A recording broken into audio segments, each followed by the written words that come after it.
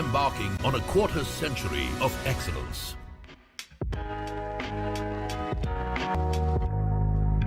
Anmol, let me ask you, in terms of fundraising at this point in time to fund your expansion plans and also profitability for you, because operating revenue of 170 crores in FY23, but your net loss is also widened to about 65 crores in FY22. So what does the road ahead look like on both fundraising as well as the road to profitability?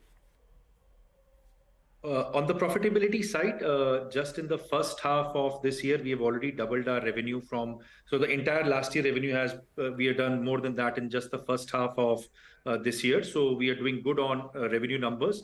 In terms of losses also, we have compressed the loss percentage from the entire last year to the first half of this year. So we are doing extremely well on that. And I think our aim should be that in 10 quarters. Could you give me the number that you've been able to bring the losses down to?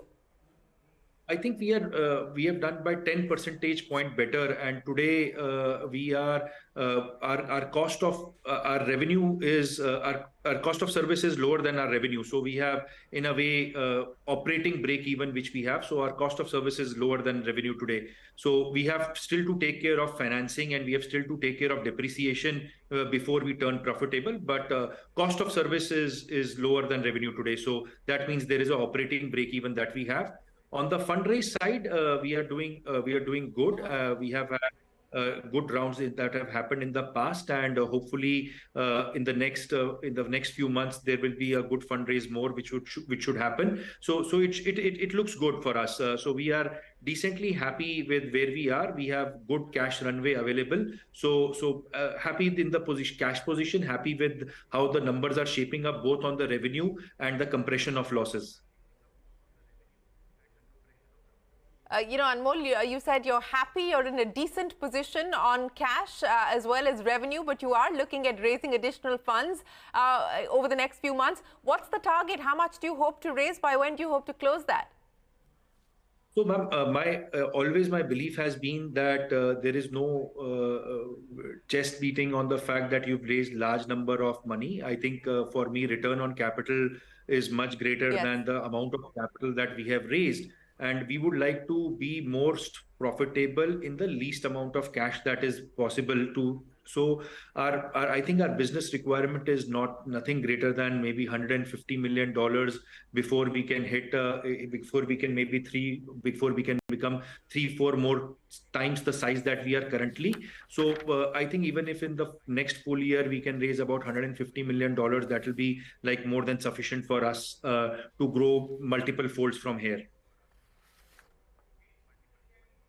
Well, very well said. Fundraising is not about chest thumping. It really is about being able to fund your expansion plans. And Sameer, you're in the middle of a huge fundraise at this point in time. Take me through, where that money is going to be used. And more importantly, M&A, is that going to be a focus area for you in 2024? Zest money didn't go through, but 2024, is that going to be something that you're going to be scouting for, a possible M&A? I think on the M&A side, it's unlikely. One, we've opened up so many different fronts. We just need to hunker down and execute for the next 3 or 4 years on what we've opened up. Second, we've never actually done M&A in a way where we are trying to sort of expand a market in a particular way. None of our investments in the past or acquisitions have ever been in payments, for example. In this was an exception. We just loved what they were doing on their own. We just felt like they need help on the distribution side, given the fierce competition they were up against. But the rest of them have always been like Welldesk or OpenQ, very small teams, typically like 20 to 50 people max, early stage IP players. There, if we find really good talent that fits into our existing strategy, M&A is always an option, but it's not something we actively look for. I think the fundraise part of it, I'm really happy. We've concluded, made $50 million fundraise, but we concluded in the first half of the year, somewhere around April or May, if I remember correctly. And since then, it's just been launch. I think we have enough of a buffer for all our businesses for the next several years. We are hoping this is enough capital to take us to profitability. If not, it'll be close enough for sure. Payments is at more than break even, and it's helping us actually fund some of our new missions.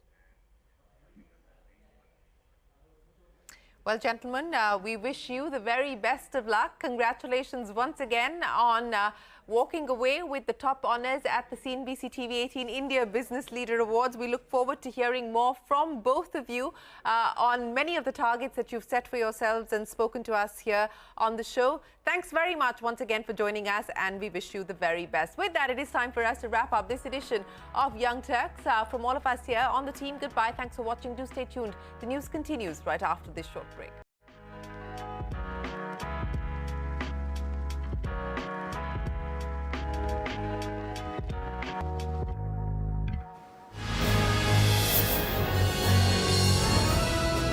CNBC TV18, embarking on a quarter century of excellence.